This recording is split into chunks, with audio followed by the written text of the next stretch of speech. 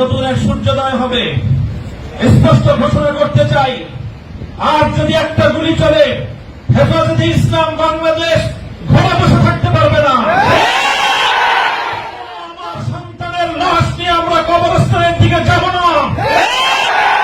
পরবর্তী সন্তানের লাশ কাঁধে আমির হেফাজত ইনশাআল্লাহ রাজপথে যখন নামবেন, টেকনাফ থেকে তেঁতুলিয়া পর্যন্ত পথ ভাঙ্গা সেই গণজোয়ার রুখে দেওয়ার সাধ্য কারো হবে না।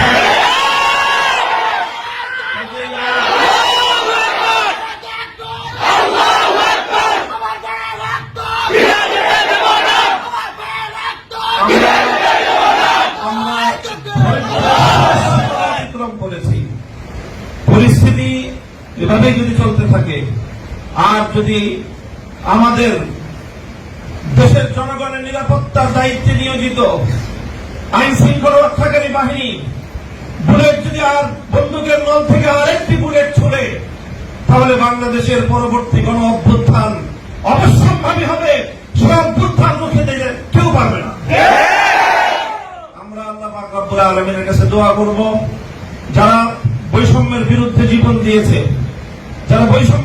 জীবন দিয়েছে, অত্যাচারীর হাতে যাদের প্রাণ গিয়েছে, তারা নিঃসন্দেহে শাহাদাত বরণ করেছে।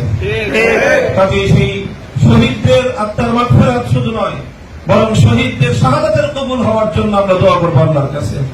এবং সেই শহীদদের উসিলায় আল্লাহ যেন আমাদের আগামী প্রজন্মকে এভাবে সকল বৈষম্য, জুলুম, অবিচার, অন্যায়ের বিরুদ্ধে রুখে দাঁড়াবার এক অদম্য সাহস যেন আল্লাহ পরবর্তী প্রজন্মের বুকে বুকে দান করেন, সেই দোয়া ইনশাআল্লাহ আমরা করবো। আখিরু দাওয়ানা আলহামদুলিল্লাহি রাব্বিল আলামিন।